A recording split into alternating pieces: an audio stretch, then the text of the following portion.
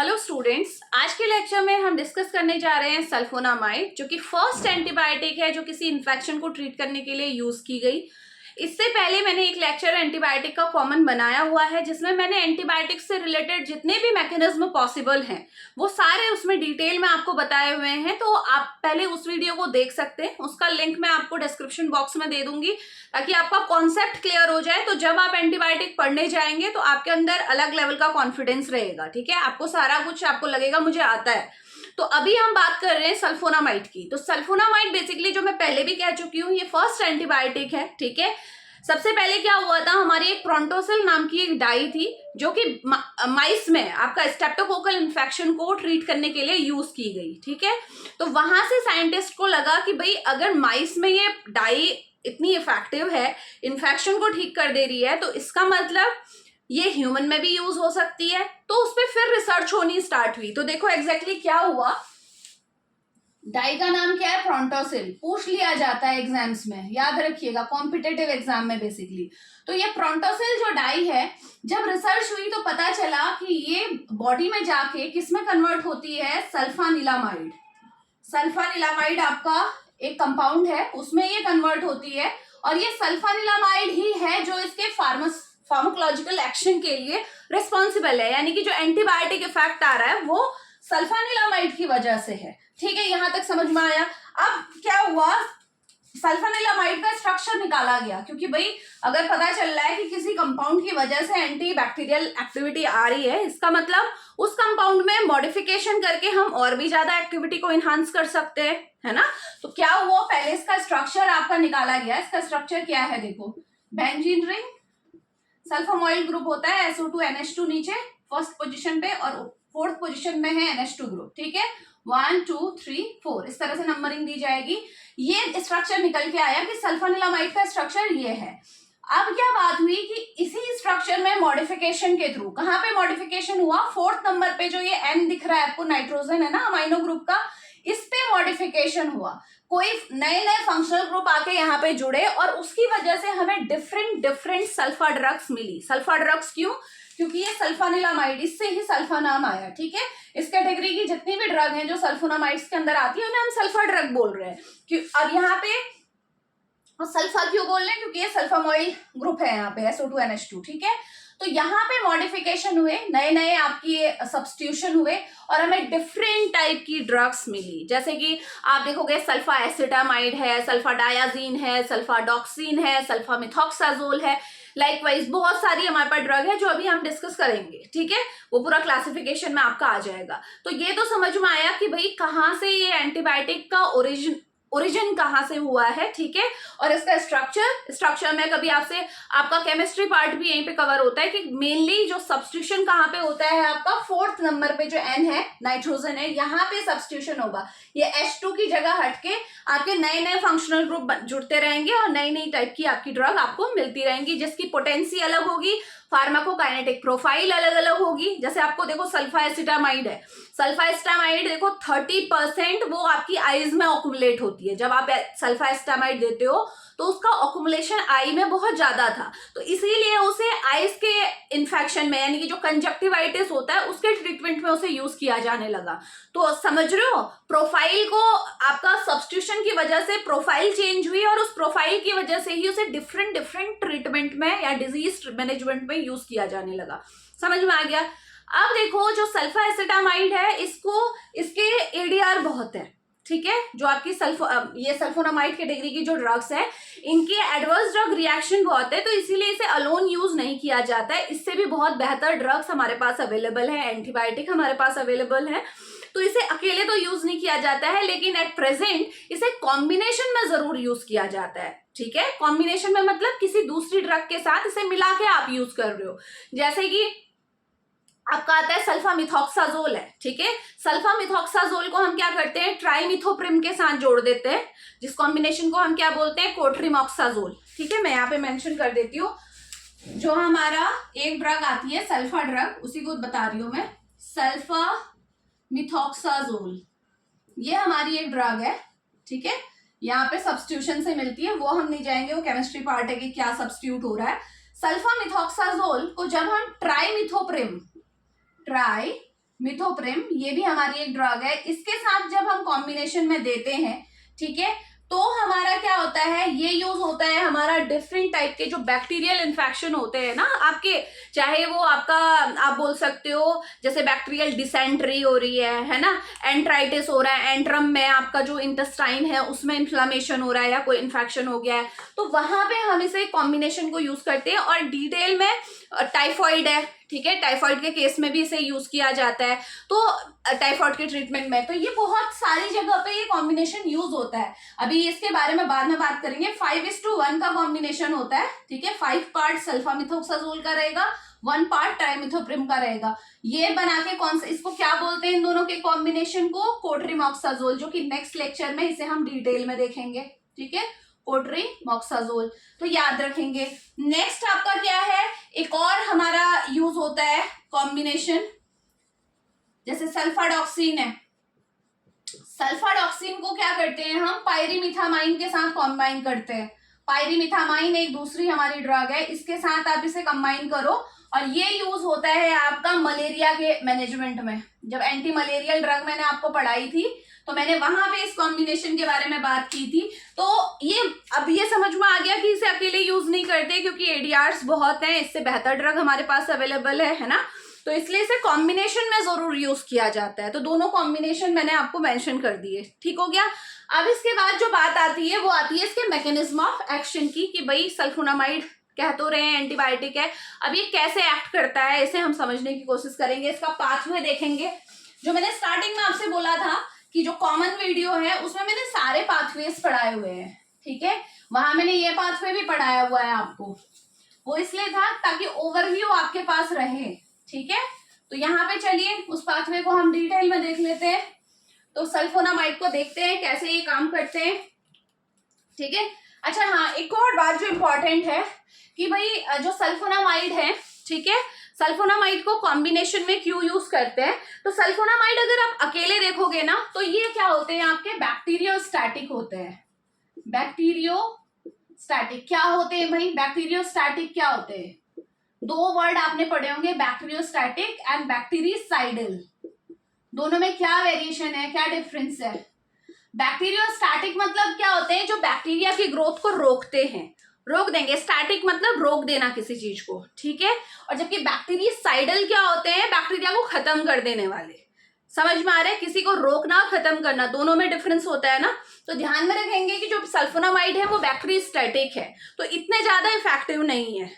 साइडल होते तो पूरा बैक्टीरिया को खत्म कर देते हैं ना, और जब हम कॉम्बिनेशन में इसे यूज करते हैं तो ये क्या बन जाता है, बैक्टीरिसाइडल। ये भी कारण है इन्हें कॉम्बिनेशन में यूज करने का, कि जब हम कॉम्बिनेशन करते हैं ना तो जो ड्रग आपकी बैक्टीरियोस्टैटिक थी वो कंबाइन होने के बाद बैक्टीरिसाइडल इफेक्ट देने लग गई है, ठीक हो गया। तो ये पॉइंट है जो यहाँ पे मेंशन करना जरूरी है। तो सल्फोनामाइड्स क्या है, हमारे बैक्टीरियोस्टैटिक है, ठीक है, बैक्टीरिया की ग्रोथ को इनहिबिट करेंगे, किल नहीं करते बैक्टीरिया को। नेक्स्ट जो हमारी बात यहाँ पे आती है जो कि इंपॉर्टेंट है, वो हम बात कर रहे हैं मैकेनिज्म ऑफ एक्शन की, MOA, मैकेनिज्म ऑफ एक्शन। चलिए स्टार्ट करते हैं, पहले पाथवे डिस्कस कर लेते हैं। तो बेसिकली जो सल्फोनामाइड होते हैं वो फोलिक एसिड सिंथेसिस का जो पाथवे होता है बैक्टीरिया के अंदर, उसके साथ आपका इंटरफेयर करते हैं। पहला पॉइंट मैं यहाँ पे क्लियर कर देना चाहूंगी कि जो ह्यूमन होते हैं, हम होते हैं, ठीक है, हमारे अंदर फोलेट सिंथेसाइज नहीं होता, हम डाइट के थ्रू लेते हैं फोलेट, ठीक हो गया।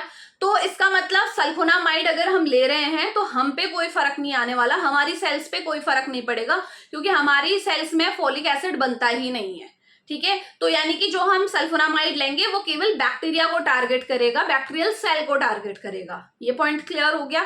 तो आ जाइए कैसे बैक्टीरियल सेल के अंदर की बात कर रहे हैं, बैक्टीरियल जो सेल्स है उनके अंदर क्या हो रहा है इस चीज को समझो, फोलिक एसिड कैसे बन रहा है, फिर हम सल्फोनामाइड का रोल लेके आएंगे।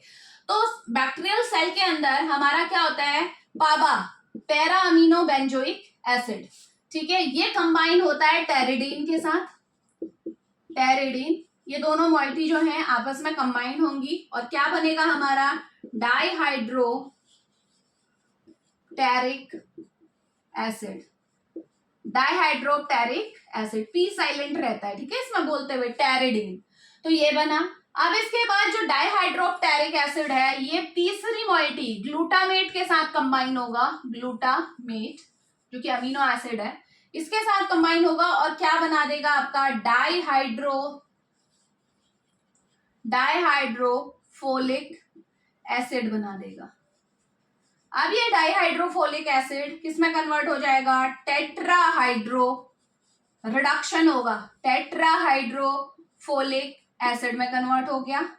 यहाँ पे जो एंजाइम यूज होता है उसका नाम क्या है, डाईहाइड्रोफोलेट रिडक्टेज, DHFR, डाईहाइड्रोफोलेट रिडक्टेज। रिडक्शन हो रहा है इसीलिए डाईहाइड्रो से टेट्राहाइड्रो बन रहा है, ठीक है, H जुड़ रहे हैं। अब ये टेट्राहाइड्रोफोलिक एसिड ही क्या करता है, आपका रिस्पॉन्सिबल होता है। अब मैं इसे अगर डिटेल में पढ़ाना है तो डिटेल में भी पढ़ा सकते हैं। असल में मैंने जो फोलिक एसिड वाला आपका चैप्टर आपको पढ़ाया था ना, जब ब्लड कंपोनेंट्स आपको पढ़ाए थे, ब्लड फॉर्मिंग एजेंट, उसमें फोलिक एसिड मैंने बताया था, तो उसमें मैंने डिटेल में बताया हुआ है आपको फोलिक एसिड कैसे आपका डीएनए बनाने में हेल्प करता है। फिर भी मैं यहाँ पे थोड़ा बहुत मेंशन कर देती हूँ ताकि आपको कंफ्यूजन ना रहे। ये जो टेट्राहाइड्रोफोलिक एसिड है, ठीक है, टेट्राहाइड्रोफोलिक एसिड किस में कन्वर्ट होता है, देखो 5-10 मिथाइलिन, अलग अलग कंपोनेंट बनाता है ये टेट्राहाइड्रोफोलिक एसिड। पहले तो ये बना, ठीक है, ये टेट्राहाइड्रोफोलिक एसिड एक क्या बनाता है, 5-10 मिथाइलिन टेट्राहाइड्रोफोलिक एसिड बनाता है। एक और चीज ये बनाता है, क्या बनाता है, यहाँ पे मेंशन कर लेते हैं,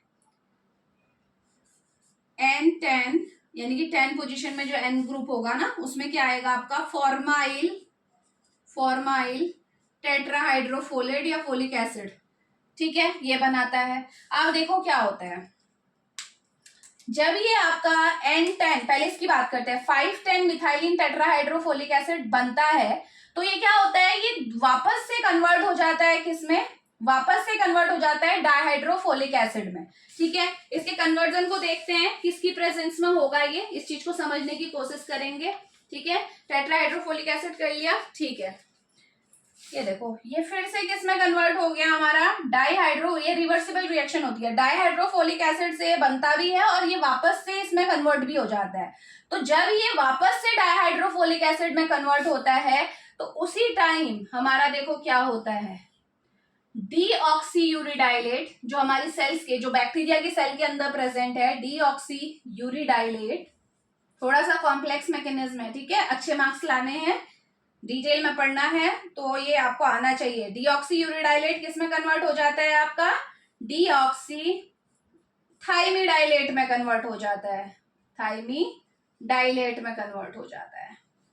और ये जो प्रोसेस हो रही है कन्वर्जन की, यहाँ पे एक एंजाइम बहुत इंपॉर्टेंट है, याद रखिएगा, थाइमिडाइलेज सिंथेटेज, ये हमारा एंजाइम है जो यहाँ पे यूज हो रहा है, जो ये कन्वर्जन करा रहा है। तो हुआ क्या, जब 5-10 मिथाइलिन टेट्राहाइड्रोफोलिक एसिड डीहाइड्रोफोलिक एसिड में कन्वर्ट हुआ तो उस टाइम पे उसी सेम इंस्टेंट में आपका डीऑक्सीयूरिडाइलेट किस में कन्वर्ट हुआ, डीऑक्सीथाइमिडाइलेट में। और जो डीऑक्सीथाइमिडाइलेट है, थाइमिडाइलेट, थायमीन, क्या होता है, आपका बेस पेयर्स है ना डीएनए के, तो ये आपका क्या है, पायरिमिडीन बेस पेयर है। तो ये डीऑक्सी जो थाइमिडाइलेट है ये क्या करेगा, आपका डीएनए सिंथेसिस में काम हेल्प करेगा, है ना, जो डीएनए बनाता है। डीएनए आपको पता है ना, इसमें बेस पेयर होते हैं प्यूरिन एंड पायरिमिडीन, तो ये पायरिमिडीन बेस पेयर बनाता है। कौन सा बनाता है, पायरिमिडीन बेस पेयर, ठीक हो गया, फिर समझ में आया कैसे बना पायरिमिडीन बेस पेयर, ठीक है, इससे बना डीऑक्सीथाइमिडाइलेट से। तो देखो ये डीऑक्सीथाइमिडाइलेट को बनने के लिए ये पूरे मैकेनिज्म का होना जरूरी है। अब यहाँ आ जाओ, ये जो आपका टेट्राहाइड्रोफोलिक एसिड ने जो N10 फॉर्माइल टेट्राहाइड्रोफोलिक एसिड बनाया था, देखो टेट्राहाइड्रोफोलिक एसिड के स्ट्रक्चर में अलग अलग जगह आपके फंक्शनल ग्रुप जुड़ेंगे और उनसे ये बनेंगे, ये भी बना, ये भी बना। अब देखो ये बना तो क्या बनेगा, ये जो N10 फॉर्माइल टेट्राहाइड्रोफोलिक एसिड है ये सीधे सीधे हमारा जो इनोसिनिक एसिड बोलते हैं, वैसे उसे अभी याद करने की जरूरत नहीं है, प्यूरीन जो हमारी सिंथेसिस है, प्यूरीन बेस पेयर बनाता है ये, purine base pair of DNA. तो देखो दोनों बन गए, प्यूरीन बेस तैयार हो गया, पेयर नहीं लिखती हूँ, है ना, प्यूरीन बेस, प्यूरिन बेस बनाने के लिए भी टेट्राहाइड्रोफोलिक एसिड ही रिस्पॉन्सिबल था और पायरिमिडीन बेस पेयर बनाने के लिए भी था। यानी कि ओवरऑल ये क्या कर रहा है, आपका डीएनए सिंथेसिस में इसका रोल है पूरे पाथवे का, ठीक है। और अगर आपको शॉर्ट में पढ़ना है तो आप सीधे यहीं तक आप रिएक्शन याद रखिए, टेट्राहाइड्रोफोलिक एसिड बनने तक, और टेट्राहाइड्रोफोलिक एसिड के बाद एरो लगाइए और डीएनए सिंथेसिस लिख दीजिए। आप इसे डिटेल में नहीं जानना चाहते हो तो ठीक है, लेकिन मेरा काम है आपको कंप्लीट इन्फॉर्मेशन प्रोवाइड करना, तो यहाँ पे आपको एक कंप्लीट इन्फॉर्मेशन मिल गई है, ठीक है। अब देखो, ये तो मैकेनिज्म है, इस मैकेनिज्म के थ्रू हमने पढ़ा कि बैक्टीरियल सेल के अंदर डीएनए सिंथेसाइज कैसे होता है, पहले फोलिक एसिड कैसे बनता है और कैसे फोलिक एसिड डीएनए सिंथेसाइज करता है, प्यूरिन पायरिमिडीन बेस पेयर कैसे बनते हैं। तो अब यहाँ पे हम ये देखेंगे कि भाई सल्फोनामाइड का इसमें क्या रोल है, कैसे वो काम करता है। तो ये जो पाबा आपको दिख रहा है ना, para amino benzoic acid, sulfonamide क्या करता है, इसके साथ कंपीट करता है, क्योंकि सल्फोनामाइड का स्ट्रक्चर और जो पैरा अमीनो बेंजोइक एसिड है, पैरा अमीनो बेंजोइक एसिड का स्ट्रक्चर बना लो, पैरा अमीनो, पैरा पोजीशन में अमीनो ग्रुप है और बेंजोइक एसिड कैसा होता है, COH। ये हमारा क्या है, पैरा अमीनो बेंजोइक एसिड का स्ट्रक्चर है। और सल्फोनामाइड का स्ट्रक्चर बनाया था अभी हम लोगों ने, क्या बनाया था, यहाँ पे आता है SO2NH2 सल्फामोइल ग्रुप और यहाँ पे आता है NH2, क्योंकि इसकी स्ट्रक्चरल रिजेम्बलेंस है, ठीक है। दोनों स्ट्रक्चर में एक दूसरे से मिलते जुलते हैं, डिफरेंस केवल फंक्शनल ग्रुप का है, अदरवाइज जो बेसिक मॉइटी है वो सेम है बेंजीन रिंग दोनों में। तो इन दोनों में जो सिमिलैरिटी होने की वजह से सल्फोनामाइड क्या करता है, इस पाबा के साथ कंपीट करता है, इन दोनों के बीच में कंपटीशन होता है, ठीक है। और कंपटीशन में कौन जीत जाता है, सल्फोनामाइड जीत जाता है। तो वो पाबा को टेरिडीन के साथ बाइंड ही नहीं होने देता। तो क्या ये आगे की प्रोसेस हो पाएगी, नहीं हो पाएगी ना। तो डीएनए अगर सिंथेसाइज नहीं हुआ, जो फोलिक एसिड है वो नहीं बना, फोलिक एसिड हमें पता है डीएनए बनाता है, डीएनए नहीं बना, तो अल्टीमेटली आपको क्या लगता है कि ये सेल कभी भी सरवाइव कर पाएगी, नहीं ना। तो सेल का एग्जिस्टेंस ही खत्म हो जाएगी। यही हमारा क्या है, और ये एग्जिस्टेंस आपकी, आप ये बोल सकते हो कि इसके अंदर आपकी क्या हुई, सेल साइकिल ही आपकी रुक गई, ठीक है। तो ये बात आपको ध्यान में रखना है, ठीक है। इतना आप याद रखेंगे कि सल्फोनामाइड का मैकेनिज्म क्या है। एक मिनट, हाँ, ठीक है, चलिए। तो ये है हमारा सल्फोनामाइड का मैकेनिज्म ऑफ एक्शन, कि सल्फोनामाइड कैसे काम करता है। आई होप आपको समझ में आ गया होगा। इसमें एक और इम्पॉर्टेंट पॉइंट है जो यहाँ पे हम मेंशन कर लेते हैं, ठीक है, कि जो हमारा, मैंने वो तो आपको बता दिया। एक और बात, जो हमारी फर्स्ट सेल होती है, ठीक है, ये पूछा जाता है एमसीक्यूज में, क्वेश्चन है ना।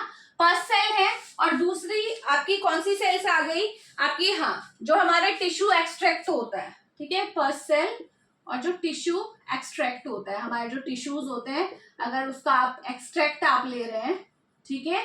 एक्सट्रैक्ट कैसे लेते हैं, टिश्यूज को, बाहर होती है प्रोसेस, ठीक है, टिश्यू निकाला, उसको होमोजेनाइज किया, फिल्टर किया, वो एक्सट्रैक्ट हमें मिल जाता है। तो बेसिकली पस सेल हो गई, जिसमें यानी कि ऐसी सेल जिसमें पस भरा हुआ है, ठीक है, ऐसी सेल जिसमें पस भरा हुआ है। और दूसरा टिश्यू एक्सट्रैक्ट, इनमें पहले से ही थाइमिडीन का लेवल, थाइमिडीन और प्यूरिन दोनों बहुत ज्यादा होते हैं, अबंडेंस में होते हैं। तो इन सेल्स में ये प्रोसेस की जरूरत नहीं होती है। तो ये क्यों ये प्रोसेस अंडरगो हुई थी, क्योंकि हमें अल्टीमेटली लास्ट में प्यूरिन और पायरिमिडीन चाहिए थे। जबकि इन सेल्स में ये ऑलरेडी ज्यादा अमाउंट में है, तो वहां पे इसकी क्या जरूरत है ना। तो ऐसे केसेस में ध्यान में रखिएगा कि इन सेल्स में ये प्रोसेस नहीं होती, इसीलिए ऐसी सेल्स में सल्फोनामाइड इनफेक्टिव रहेंगे। सल्फोनामाइड आप दे दीजिए, कोई फर्क नहीं पड़ता, क्योंकि जब ये प्रोसेस हो ही नहीं रही है इन सेल में, क्योंकि वहां पे तो पहले से ही जो एंड प्रोडक्ट है एक्सेस में है। समझ में आ गया।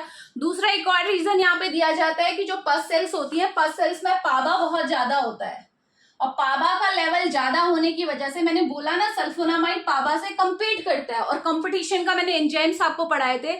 कॉम्पिटेटिव इनहिबिशन में मैंने क्या बोला था, जब किन्हीं भी दो के बीच में कंपटीशन होता है, जिसका लेवल ज्यादा होगा वो पहले बाइंड होगा, यानी कि वो पहले अपनी रिएक्शन देगा।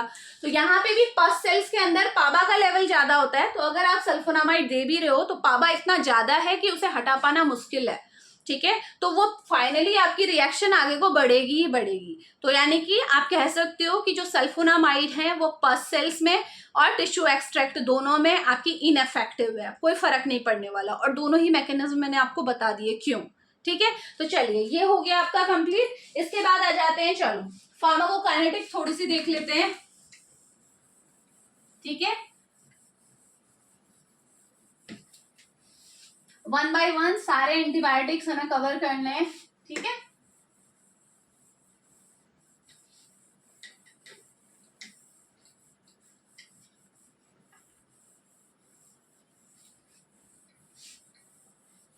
चलो भाई आ जाओ फार्माकोकाइनेटिक्स में।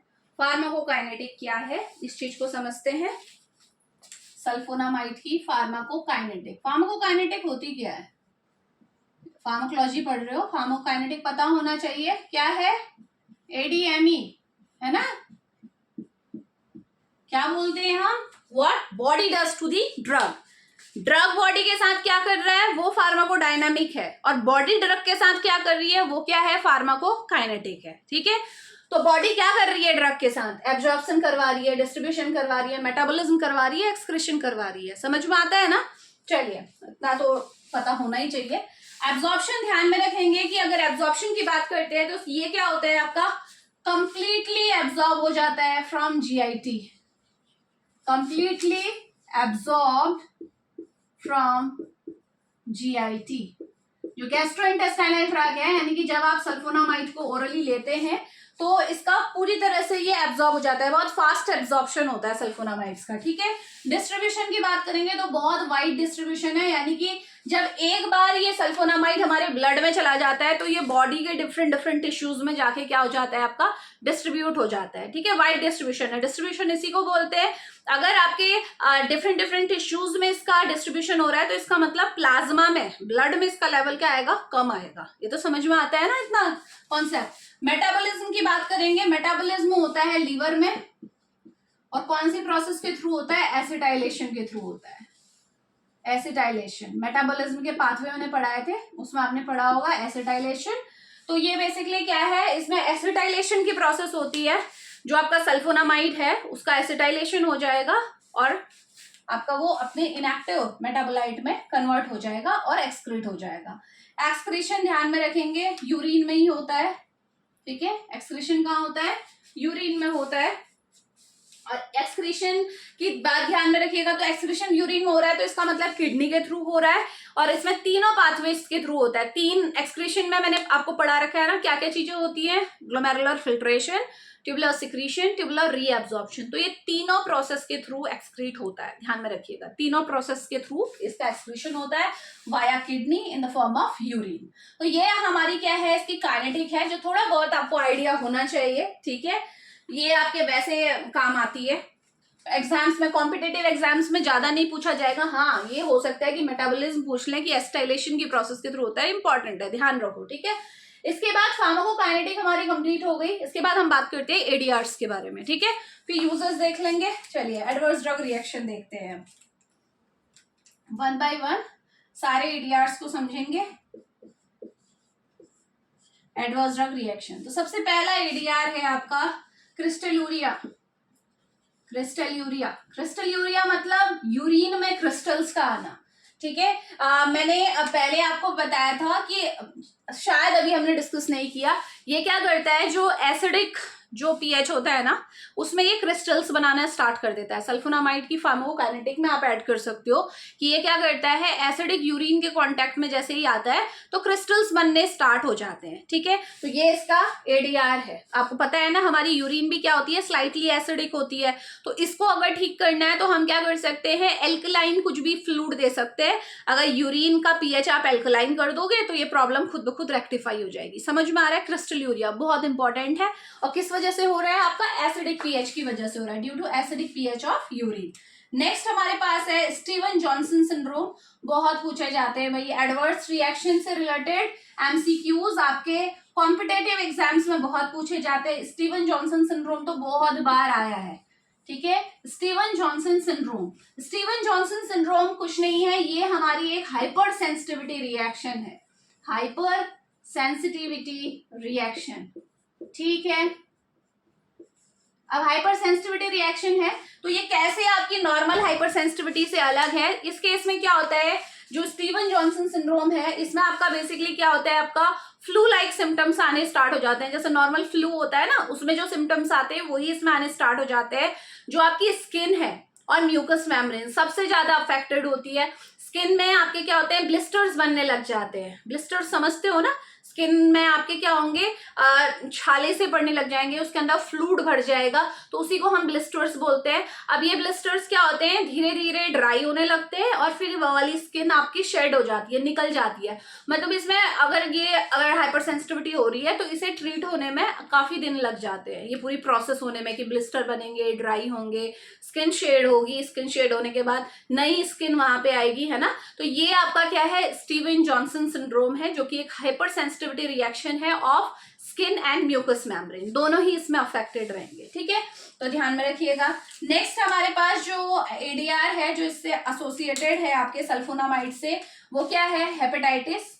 हेपेटाइटिस तो बताने की जरूरत नहीं है ना, लीवर में इन्फ्लामेशन हो जाता है, तो ये भी इसकी वजह से होता है, हेपेटाइटिस, ध्यान में रखिएगा। नेक्स्ट हमारे पास जो एडीआर है, ये क्या करता है, देखो इंपॉर्टेंट है, बहुत इंपॉर्टेंट पॉइंट है, हीमोलाइसिस। इससे मैं आपको एक कॉन्सेप्ट भी समझाने की कोशिश करूंगी कि ये है क्या। हीमोलाइसिस इन G6PD डेफिशिएंट, ये बहुत ड्रग्स होती हैं जिनका ये एडवर्स इफेक्ट होता है और हमें समझ में नहीं आता कि ये है क्या, G6PD डेफिशिएंट पर्सन। ठीक है, अब ये है क्या, ये कह रहे हैं हीमोलाइसिस हो रही है, यानी कि आरबीसी का ब्रेकडाउन हो रहा है, लेकिन किन लोगों में हो रहा है जिसमें ये एंजाइम नहीं है, G6PD यानी कि ग्लूकोज 6 फॉस्फेट डिहाइड्रोजनेज, ये एंजाइम का नाम है।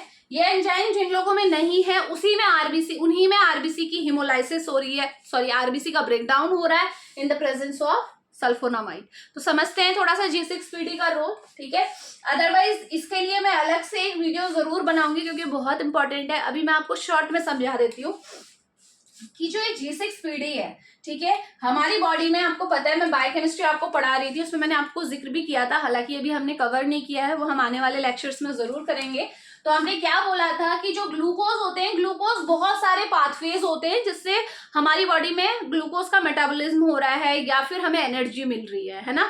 जैसे आपने पढ़ा था ग्लाइकोलिसिस हो रही है, देन क्रेब्स साइकिल हो रही है, एचएमपी शंट पाथवे चल रहा था, पेंटोज फॉस्फेट पाथवे जिसे बोलते हैं। लाइकवाइज हमारे पास बहुत सारे पाथवेज हैं, ग्लूकोनियोजेनेसिस है, ग्लाइकोलाइसिस है। तो वहीं पे जो मैं एचएमपी शंट पाथवे की आपको बात कर रही हूँ, वहां पे इस एंजाइम का रोल होता है। तो होता क्या है, जनरली हमारी बॉडी में जो ग्लूकोज है, हमारी बॉडी की सेल्स जो हैं उसमें जो ग्लूकोज है, ग्लूकोज कन्वर्ट होता है हमारा ग्लूकोज 6 फॉस्फेट में।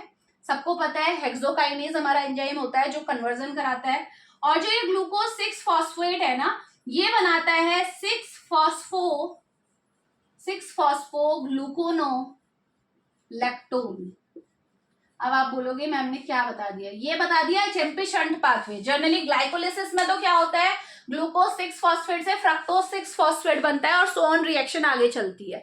लेकिन जो एचएमपी शंट पाथवे है उसमें क्या होता है, जो ग्लूकोज 6 फॉस्फेट है वो कौन से में चला, किस में कन्वर्ट हो जाता है, 6 फॉस्फोग्लूकोनो लैक्टोन में कन्वर्ट हो जाता है। बायोकेमिस्ट्री में मैं ये आपको पूरा स्ट्रक्चर से समझाऊंगी, ठीक है, तो आपको ज्यादा बेहतर समझ में आएगा। तो जब ये कन्वर्जन होता है तो उस कन्वर्जन के टाइम पे हमारा देखो क्या होता है, जब ये कन्वर्जन होता है तो हमारा NAD जो होता है ना, NAD वो किस में कन्वर्ट हो जाता है, NADH प्लस H पॉजिटिव में कन्वर्ट होता है। ये ऑक्सीडेशन रिडक्शन रिएक्शन चल रही है भाई। ऑक्सीडेशन रिडक्शन रिएक्शन में क्या होता है, आपका जो ग्लूकोज 6 फॉस्फेट है वो क्या हो रहा है, आपका ऑक्सीडाइज हो रहा है और ये बना रहा है 6 फॉस्फोग्लूकोनोलैक्टोन। एट द सेम टाइम जो NAD है वो रिड्यूस हो जा रहा है और क्या बना रहा है, NADH प्लस H पॉजिटिव। यही बताया था मैंने ऑक्सीडेशन रिडक्शन रिएक्शन में आपको। तो जब ये कन्वर्जन होता है, अब देखो क्या होता है, ये NADH और H पॉजिटिव जो है ये वापस से NAD में कन्वर्ट हो जाता है। जब ये वापस से NAD में कन्वर्ट होता है तो उसी सेम टाइम पे हमारा जो ग्लूटाथायोन है, ग्लूटाथायोन,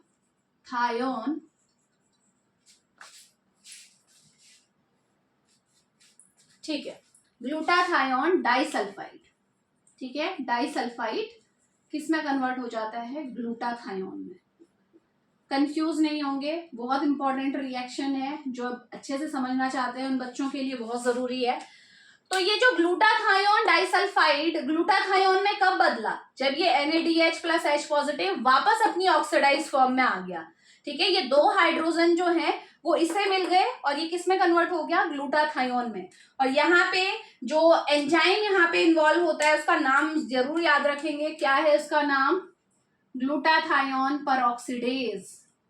परऑक्सीडेज, ये पूरी जो रिएक्शन हो रही है भाई यहां से लेकर यहां तक, ये ऑक्सीडेशन रिडक्शन रिएक्शन है।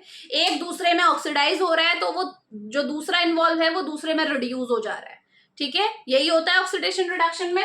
तो फाइनली ग्लूटाथायोन बन गया और ये ग्लूटाथायोन ही है जो क्या करता है, हमारा फ्री रेडिकल को, इतना आजकल तो इतना पॉपुलर है ये, है ना, फ्री रेडिकल स्कैवेंजर है। आपने देखा होगा जितने भी ब्यूटी प्रोडक्ट्स हैं या बहुत सारे सेलिब्रिटीज हैं जो ग्लूटाथायोन लेते हैं, है ना, इंजेक्शन फॉर्म में लेते हैं चाहे किसी भी फॉर्म में लेते हैं, वो किस लिए लेते हैं, एजिंग को, एजिंग के साइंस को नहीं शो करने के लिए, यानी कि रिंकल्स नहीं पड़ रहे हैं ना। तो वो ग्लूटाथायोन क्या करता है, बेसिकली जो फ्री रेडिकल्स होते हैं उनको स्कैवेंज कर देता है, और ये फ्री रेडिकल्स ही होते हैं जो हमारी सेल्स को डैमेज कर रहे हैं, जिनकी वजह से ये एजिंग के साइन आ रहे हैं। ठीक है, तो जो ये फ्री रेडिकल स्कैवेंजर है समझ में आता है, इसका मतलब इसी की वजह से हमारा जो आरबीसी है, आरबीसी का ब्रेकडाउन प्रिवेंट हो रहा है। आरबीसी को तोड़ने से, आरबीसी टूट इस वजह से रही है, फ्री रेडिकल्स क्या करते हैं, अगर ये ग्लूटाथायोन ना हो तो फ्री रेडिकल्स जो हमारी बॉडी में बन रहे हैं वो आरबीसी को तोड़ने लग जाते हैं। तो ये हमारा जो ग्लूटाथायोन है इट प्रिवेंट्स आरबीसी ब्रेकडाउन।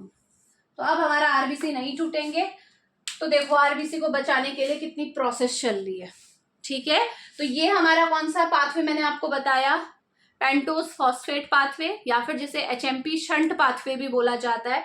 तो जनरली इसमें ये प्रोसेस आपको पता होनी चाहिए, केवल एक लुक तो आपको पता होना चाहिए। आपको रटना हो, आपको लिखना हो, वो मैं नहीं कह रही, लेकिन कॉन्सेप्ट आपको समझ में आना चाहिए कि जब भी आपको आगे इन फ्यूचर कभी भी आपसे बोला जाए कि ये हीमोलाइसिस होती है G6PD डेफिशिएंट पर्सन, तो आप समझ जाइए कि जो G6PD है, ठीक है, ग्लूकोज 6 फॉस्फेट डिहाइड्रोजनेज, यहाँ पे वो एंजाइम है, देखो वो तो मैंने मेंशन किया नहीं, ग्लूकोज 6 फॉस्फेट डिहाइड्रोजनेज, यहाँ पे जो कन्वर्जन हो रहा है ना, यहाँ पे ये एंजाइम है इन्वॉल्व। तो जब ये एंजाइम ही नहीं होगा तो ये कन्वर्जन नहीं होगा, ये जो पाथवे है ये रन ही नहीं करेगा, तो आरबीसी ब्रेकडाउन जो प्रिवेंट होता था वो नहीं होगा। तो अब क्या होगा, ऐसे इंसान में अगर आप ये सल्फोनामाइड देते हो तो वहां पे आरबीसी ब्रेकडाउन हो जाएगा, क्योंकि आरबीसी ब्रेकडाउन को प्रिवेंट करने वाला मैकेनिज्म ही रन नहीं हो रहा है बॉडी में। समझ में आ गया? आई होप आपको समझ में आया होगा। इसके लिए अलग से भी मैं वीडियो बनाऊंगी। ठीक है, तो अभी फिलहाल के लिए इतना समझ लीजिए। इसके बाद देखो, इसके बाद नेक्स्ट हमारे पास इसका एडीआर देखते हैं, कोई रिमेनिंग है क्या? हाँ, बहुत इंपॉर्टेंट है, ये भी एमसीक्यू में पूछा जाता है कॉम्पिटिटिव एग्जाम में, जीपेट में बहुत बार ये क्वेश्चन आया है। कर्निक्ट्रिस, कर्निक्ट्रिस इन न्यूबॉर्न्स, तो जो बच्चे हैं, ठीक है, छोटे बच्चे न्यूबॉर्न्स जो हैं उनमें कर्निक्ट्रिस हो जाता है। कर्निक्ट्रिस क्यों होता है? क्योंकि जो न्यूबॉर्न है, बेबीज हैं, उनमें क्या करता है, ये जो सल्फोनामाइड है, जो बिलिरुबिन होता है ना आपका बाइल पिगमेंट, बिलिरुबिन, बिलिवर्डिन, तो बिलिरुबिन को क्या करता है, जो उसकी प्लाज्मा प्रोटीन बाइंडिंग साइट है उससे डिस्प्लेस कर देता है। होता क्या है, देखो जनरली कोई भी चीज है, अगर सपोज आपका ये मान लीजिए क्या है, बिलिरुबिन है, बाइल पिगमेंट है, तो यहाँ पे हमारे ब्लड में प्रोटीन्स प्रेजेंट होती हैं जिन्हें हम प्लाज्मा प्रोटीन बोलते हैं। तो ये जो बिलिरुबिन है ये फटाफट से जाएगा, इस प्रोटीन से बाइंड हो जाएगा, और जब तक ये प्रोटीन से बाइंड रहेगा तब तक ये कुछ नहीं कर सकता, कहीं हिलेगा नहीं। ठीक है, जितना ये खुला है, यानी कि जितना इंडिविजुअल ये ब्लड में प्रेजेंट है वही वो अपना इफेक्ट दिखाएगा। तो होता क्या है, जो बिलिरुबिन है वो प्लाज्मा प्रोटीन से बाइंडेड रहता है, तो क्या है, कोई प्रॉब्लम नहीं है, बच्चों में बाइंडेड है तो कुछ इफेक्ट तो दिखाएगा नहीं। ठीक है, नॉन फंक्शनल है। लेकिन ये सल्फोनामाइड क्या करते हैं, इसको यहाँ से हटा देते हैं। सेम वही कंपटीशन वाली बात आ गई, ये आया हमारा सल्फोनामाइड, इसने क्या किया, इसे यहाँ से हटा दिया और खुद इसकी जगह पे जाके बैठ गया। तो अब क्या होगा, ब्लड में बिलिरुबिन का लेवल बढ़ गया, बिलिरुबिन फ्री फॉर्म में ज्यादा आ गया, ये देखो कितना ज्यादा बिलिरुबिन आ गया। अब ये बिलिरुबिन क्या करता है, क्योंकि ये हमारे ब्लड ब्रेन बैरियर को क्रॉस कर जाता है, जो BBB होता है, ब्लड और ब्रेन के बीच में एक बैरियर होता है, पता है ना, जब भी हम कोई मेडिसिन लेते हैं वो हमारे दिमाग पे असर नहीं करती, बहुत सी करती हैं, बहुत सी नहीं करती। कारण क्या है? क्योंकि कोई भी ड्रग अगर ये ट्रिपल बी जो वो बैरियर है ना ब्लड और ब्रेन के बीच में, अगर उस बैरियर को क्रॉस कर दे रही है तो इसका मतलब उसका इफेक्ट हमारे ब्रेन पे आएगा, और जो नहीं कर पा रही है तो उसका इफेक्ट ब्रेन पे नहीं आएगा। यही होता है ना। तो होगा क्या, ये जो बिलिरुबिन है क्योंकि ये ट्रिपल बी को आसानी से क्रॉस कर लेता है तो ये बेबीज के ब्रेन में चला जाता है और ब्रेन में जाके डिपॉजिट हो जाता है, और जिसकी वजह से ब्रेन डैमेज हो जाता है बच्चों में। उसी को हम कर्मिट्रस बोलते हैं। समझ में आ रहा है? हमारी मेंटल एबनॉर्मलिटीज आ जाती हैं बच्चों में। तो ये बात आप ध्यान रखेंगे कैसे ये मैकेनिज्म हुआ। सल्फोनामाइड ने आपका बिलिरुबिन को प्लाज्मा प्रोटीन से हटा दिया और बिलिरुबिन का लेवल हमारे ब्लड में बहुत ज्यादा हो गया। अब वो ट्रिपल बी को क्रॉस करके हमारे ब्रेन में चला गया, बच्चों के ब्रेन में चला गया स्पेशली, और वहां पे डिपॉजिट होकर उसने ब्रेन डैमेज करना स्टार्ट कर दिया।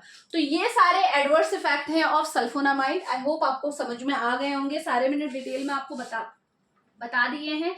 इसके बाद जो हमारा पॉइंट रह रहा है वो है यूजेस और क्लासिफिकेशन।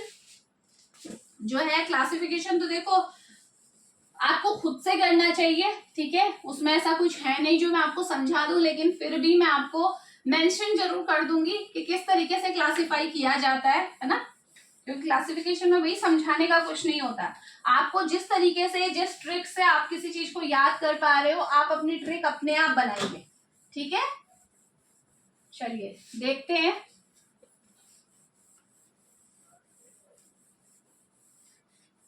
चलो तो सबसे पहले देखो पहले चलो मैं आपको साथ यूजेस ही डिस्कस कर लेती हूँ, लास्ट में हम क्लासिफिकेशन में आपको बता दूंगी। यूजेस मैंने स्टार्टिंग में आपको बताया। देखो सबसे पहले कॉम्बिनेशन की बात करते हैं। मैंने बोला ना सल्फोनामाइड को अलोन यूज नहीं करते टॉक्सिसिटी के कारण, ठीक है, और इससे बेहतर ड्रग्स ऑलरेडी अवेलेबल है, लेकिन कॉम्बिनेशन में इसे यूज किया जाता है क्योंकि ये क्या करती है आपकी जो अगर बैक्टीरिया स्टैटिक ड्रग है तो वो कंबाइन होकर बैक्टीरियासाइडल इफेक्ट देना शुरू कर देती है। तो एक प्लस पॉइंट है, इसीलिए इसे कॉम्बिनेशन में यूज करते हैं, ठीक है। तो देखो मैंने कॉम्बिनेशन स्टार्टिंग में आपको बता दिए थे, यहाँ पे भी मैं मेंशन कर दे रही हूँ यूजेस में। पहला कॉम्बिनेशन मैंने क्या बोला था, सल्फामिथॉक्साजोल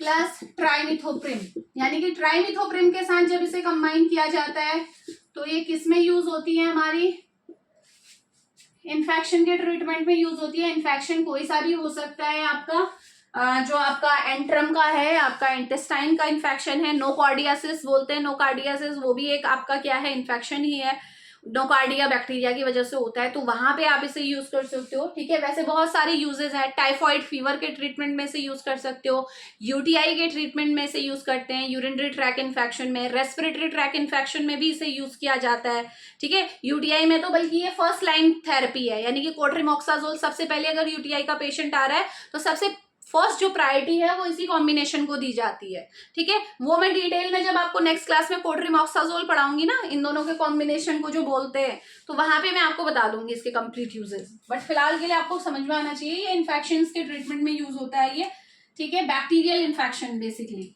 ठीक है, कोई सा भी बैक्टीरिया हो सकता है। इसके बाद नेक्स्ट हमारे पास आते हैं, मैंने कौन सा बताया था आपका, सल्फाडॉक्सिन प्लस पायरीमिथामाइन। क्या बोला था, ये दोनों कॉम्बिनेशन कहाँ यूज होते हैं, आपका मलेरिया के ट्रीटमेंट में से यूज करते हैं। नेक्स्ट हमारे पास यूज में आ जाता है सल्फा ये हमारी ड्रग है सल्फा जो यूज होती है, मैंने बताया था कहाँ पे, आईज में ये ऑक्यूमुलेट होती है सबसे ज्यादा, इसीलिए इसे यूज करते हैं कंजक्टिवाइटिस में, कंजक्टिवा में जब हमारा कंजक्टिवाइटिस, ठीक है, जब हमारा कंजक्टिवा में आपका क्या हो जाता है, इन्फ्लामेशन इन्फेक्शन होता है, वहां पे इसे यूज करते हैं। तो आई में ये डाला जाता है, आई ड्रॉप की फॉर्म में इसे यूज करते हैं। अपार्ट फ्रॉम दैट आपकी एक और आती है सिल्वर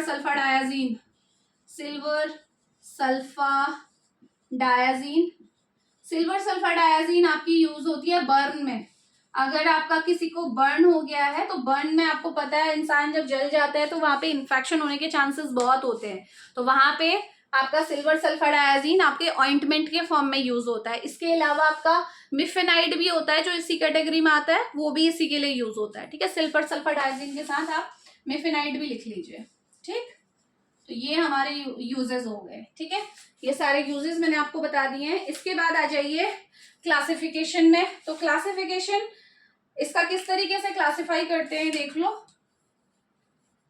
ये ड्यूरेशन ऑफ एक्शन के हिसाब से क्लासिफिकेशन गिवन है इसका, कि कौन कितनी देर के लिए काम करता है, ठीक है। टी हाफ कितनी है वो उस पे बेस्ड है क्लासिफिकेशन। तो सबसे पहले आती है शॉर्ट एक्टिंग में। शॉर्ट एक्टिंग ड्रग्स कौन सी होती है, जो कि थोड़े टाइम के लिए इफेक्ट दिखाएंगी, ठीक है। इनका होता है 4 से 8 घंटे। अगर आपने ये ड्रग ली है तो ये केवल 4 से 8 घंटे अपना इफेक्ट दिखाएगी। और इसमें कौन सी आती है, ये आती है जो बर्न में मैंने बताई थी, सल्फाडायाजीन। सल्फाडायाजीन हमारी जो ड्रग है ये शॉर्ट एक्टिंग में आती है, ठीक है। इसके बाद आ जाइए नेक्स्ट क्लास में आ जाते हैं इंटरमीडिएट एक्टिंग, यानी कि बीच की है, न ज्यादा न कम। इंटरमीडिएट एक्टिंग देखें कितने घंटे के लिए असर दिखाती है। अगर आपने ये ली है तो ये 8 से 12 घंटे तक ये असर दिखाएगी, तो आपका ठीक है, इसका भी ड्यूरेशन ठीक है, ठीक है। 8 घंटे वाली के लिए क्या बोलते हैं कि हमें इसे दिन में, अगर दिन का हिसाब लेके चलें 24 घंटे का, तो 3 बार लेनी पड़ेगी, ट्राइस अ डे, ठीक है। और ये थ्राइस अ डे। और अगर आपका इंटरमीडिएट, क्योंकि 8 से 12 घंटे असर दिखाती है, तो दिन में केवल 2 बार लेके काम चल जाएगा इस मेडिसिन को, ठीक है, 24 घंटे के हिसाब से। तो इंटरमीडिएट एक्टिंग में देखो कौन सी आती है, सल्फामिथॉक्साजोल। सल्फामिथॉक्साजोल जो देखो ऊपर कंबाइन में दी गई है ना, सल्फामिथॉक्साजोल, ये सल्फामिथॉक्साजोल ट्राइमिथोप्रिम के साथ जो दी है वो आ गई इंटरमीडिएट एक्टिंग में। लास्ट हमारे पास आती है लॉन्ग एक्टिंग, ठीक है। लॉन्ग एक्टिंग देखो क्या होती है, इसका होता है असर 7 डेज तक। आपने एक बार ले ली तो 7 दिन तक लेने की जरूरत नहीं है। देखो कितनी लॉन्ग एक्टिंग है, ये कितने लंबे टाइम के लिए असर दिखाती है। तो इसमें आती है आपकी सल्फाडॉक्सिन। कहाँ थी सल्फाडॉक्सिन, ये देखो मलेरिया के ट्रीटमेंट में जैसे यूज किया था सल्फाडॉक्सिन को। और एक और है यहाँ पे मेंशन कर लो, सल्फामिथापायराजीन। तो ये हमारी ड्रग हो गई जो किसमें आई, लॉन्ग एक्टिंग में। फिर कुछ आ जाती हैं जो स्पेशल पर्पस के लिए यूज होती हैं, स्पेशल की कैटेगरी में आ जाती हैं। ये स्पेशल पर्पस में जो यूज हो रही हैं इसमें ये आ जाएंगी। देखो मैं यहाँ मेंशन यहीं पे कर देती हूँ, जैसे आपकी ये है सिल्वर सल्फाडायाजीन, मिफेनाइड, ये स्पेशल पर्पस है। सल्फा एसिडामाइड, ये तीनों ही ड्रग आपकी स्पेशल में आ जाएंगी, ठीक है। स्पेशल में से ऐड कर लेंगे। सल्फा एसिडामाइड आइस के इन्फेक्शन कंजक्टिवाइटिस में यूज हो रही है। सिल्वर सल्फाडायाजीन, मिफेनाइड जो कि बर्न में अगर इन्फेक्शन हो रहा है आपका वहां पे यूज होती है। तो ये है आपका क्लासिफिकेशन और ये है सारा detail about sulfonamide. I hope आपको समझ में आया होगा। जो भी आपके मन में डाउट थे वो लेक्चर में ही आपके सॉल्व हो गए होंगे। इसके अलावा भी अगर आपका कोई डाउट है तो वो आप कमेंट बॉक्स में मेंशन कीजिए, मैं ट्राई करूंगी कि आपको आंसर कर सकूं, ठीक है। तो मिलते हैं नेक्स्ट लेक्चर में। नेक्स्ट लेक्चर में हम डिस्कस करेंगे कोट्रीमॉक्साजोल, जो कि इन दोनों ड्रग्स का कॉम्बिनेशन है। ये इससे भी क्वेश्चंस बहुत आते हैं, अलग से टॉपिक है आपका ये आपके सिलेबस में गिवन, तो बात करेंगे इसके बारे में। मिलते हैं नेक्स्ट लेक्चर में। Thank you so much.